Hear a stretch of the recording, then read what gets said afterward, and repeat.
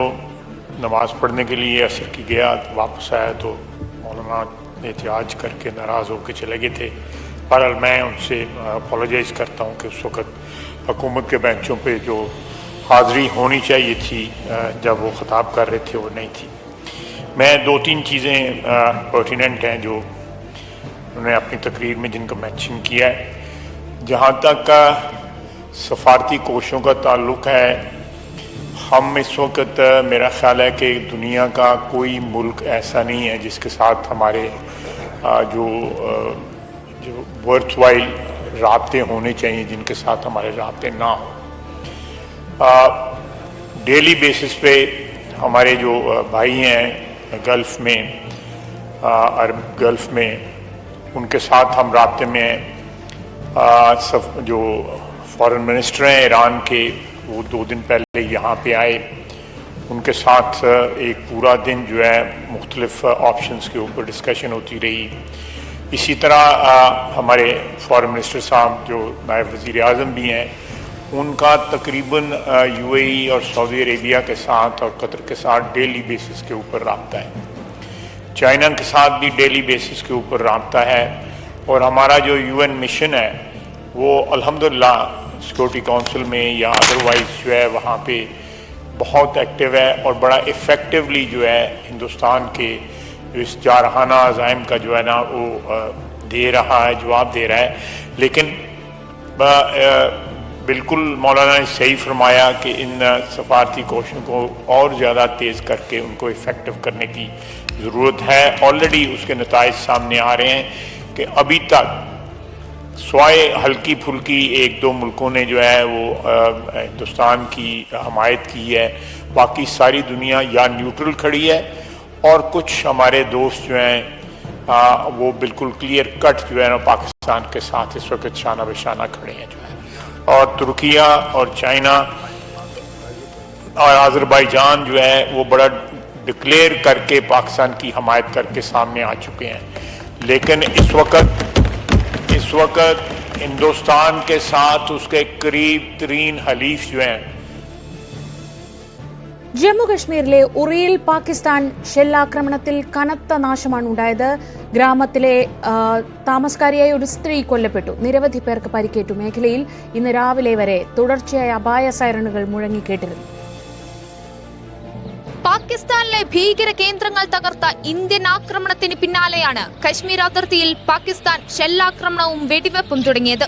2 ദിവസത്തിനുള്ളിൽ അതിർത്തിയിലെ പാക് ആക്രമണങ്ങളിൽ 13 പേരുടെ മരണം സ്ഥിരീകരിച്ചിരുന്നു. ഇന്നലെ രാത്രി വീണ്ടും പാകിസ്ഥാൻ ഉറിയിൽ വെടിവെപ്പ് ശക്തമാക്കി. ആക്രമണത്തിൽ ഉറി സ്വദേശിനിയായ യുവതി കൊല്ലപ്പെട്ടു. 45-കാരിയായ നർഗീസ് ബീഗം കുടുംബത്തോടൊപ്പം ബാരാമുള്ളയിലേക്ക് പ്രാണരക്ഷാർത്ഥം യാത്ര ചെയ്യുന്നതിനിടെയായിരുന്നു പാക് ഷെല്ല് പതിച്ചത്. ഇതിന്റെ ആഘാതത്തിൽ നർഗീസ് സഞ്ചരിച്ചിരുന്ന വാഹനം തകരുകയും ഷെല്ലിന്റെ ഒരു ഭാഗം കഴുത്തിലേക്ക് തുളച്ചു കയറുകയും ചെയ്തു. पाकिस्तान के गोलीबारी से हमारे मकानों की खस्ताहाली होगी। रात को हम शीलिंग की वजह से एक कमरे के अंदर हम लेट के रात निकाली। 15 से 20 मकान हमारे बिल्कुल डैमेज हो गए हैं। 50-60 जो पार्शल हैं, बाकी फुल डैमेज 15 से 20 हो गए हैं। पाकिस्तान की शीलिंग ने हमें बहुत नुकसान दिया है इस गोलीबारी से। तो ये तो हमारे घर के पास ही, मतलब हमारे घर पे अंदर ही जो है ये बम पड़ा है रात को। तो 8 के 7 बम पड़े यहाँ पे, काफ़ी ज़्यादा नुकसान हुआ। हमारे घर पे दरवाजे टूट गए, मतलब विंडोज़ थी वो टूट गई हैं, गेट टूटे हैं, शीशे, मतलब ग्रिल सब कुछ, मतलब फ्रंट एरिया पूरा मकान का जो है उड़ गया है। मेरी मासी के घर पड़े, एक अंकल है उनके घर पड़ा, तो उनका घर तो पूरा डैमेज हो गया है। പരിക്കേറ്റവരെ 50 കിലോമീറ്റർ അകലെയുള്ള ബാരാമുള്ള മെഡിക്കൽ കോളേജിൽ പ്രവേശിപ്പിച്ചു.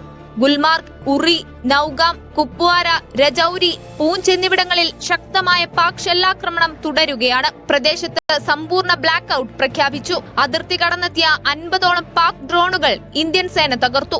പാകിസ്ഥാന്റെ F-16, JF-17 വിമാനങ്ങളും ഇന്ത്യ തകർത്തു. 2 പൈലറ്റുമാരെ സേന ജീവനോടെ പിടികൂടി. ഇവരെ ചോദ്യം ചെയ്തു വരികയാണ്. ഇതിനിടെ ജമ്മുവിലെത്തിയ കശ്മീർ മുഖ്യമന്ത്രി ഒമർ അബ്ദുള്ള സ്ഥിതിഗതികൾ വിലയിരുത്തി. News desk news 18.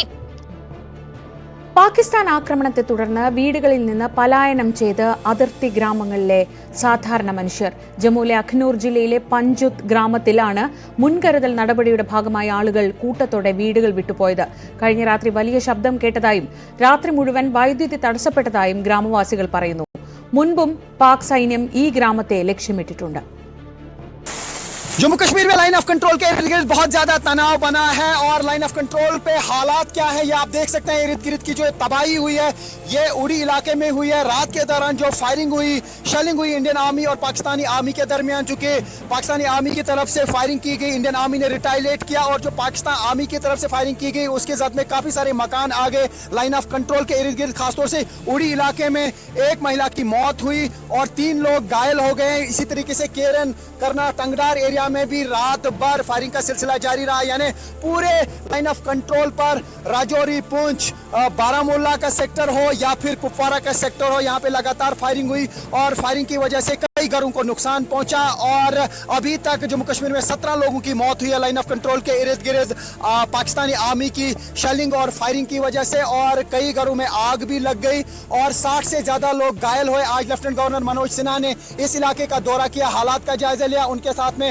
Director general of police भी थे और आप देख सकते हैं ये जो आप पूरा एरिया देख रहे हैं ये लाइन ऑफ कंट्रोल का एरिया है उड़ी में, और यहाँ पे इंडियन आर्मी और पाकिस्तानी आर्मी बिल्कुल आमने सामने है और आर पार की शेलिंग तकरीबन रात भर यहाँ जारी रही और इन इलाकों में बहुत ज्यादा खौफ और दहशत फैला है। उन्हीं में रहते हैं तो इस पूरे एरिया में तनाव बना हुआ है। आप देख सकते हैं किस तरीके की तबाही यहाँ उड़ी इलाके में हुई है।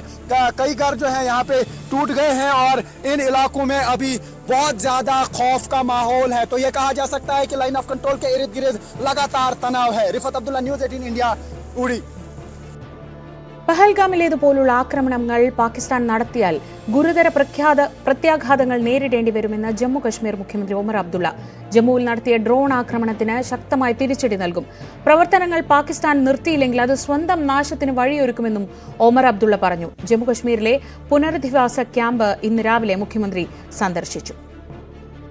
सबसे बड़ी बात तो यही कि उनके तरफ से जो सिविलियंस को निशाना बनाने की कोशिश की गई, जिस तरह जम्मू शहर पे उन्होंने ड्रोन का हमला किया, मुझे नहीं लगता है कि 71 वॉर के बाद कभी इस तरह जम्मू शहर को निशाना बनाया गया हो। लेकिन हमारे डिफेंस फोर्सेस उनको ये क्रेडिट जाता है कि उन्होंने ये सारे ड्रोन जो हैं उनको नाकामयाब किए और उनमें से एक भी ड्रोन जो है निशाने पे नहीं पहुंच पाई।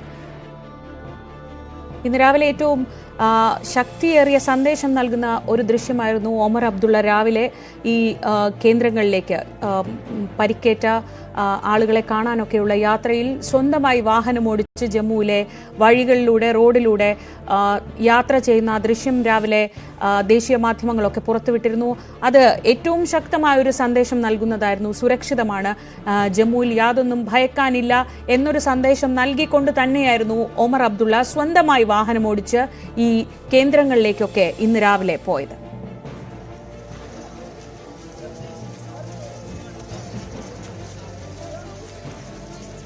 രാജസ്ഥാനിലെ ജയ്സാൽമീറിൽ പാകിസ്ഥാൻ മിസൈലുകളുടെയും ഡ്രോണുകളുടെയും അവശിഷ്ടങ്ങൾ കണ്ടെടുത്തു. ഹാമർ സ്മാർട്ട് ബോംബുകളും SCALP മിസൈലുകളും ഉൾപ്പെടെ 24 യുദ്ധോപകരണങ്ങളുടെ അവശിഷ്ടങ്ങളാണ് കണ്ടെത്തിയത്. S-400 ഉൾപ്പെടെയുള്ള ഇന്ത്യൻ വ്യോമ പ്രതിരോധ സംവിധാനങ്ങൾ മിസൈലുകളും ഡ്രോണുകളും പാകിസ്ഥാന്റെ മിസൈലുകളും ഡ്രോണുകളും തകർത്തുവെന്നും സൈന്യം അറിയിച്ചു.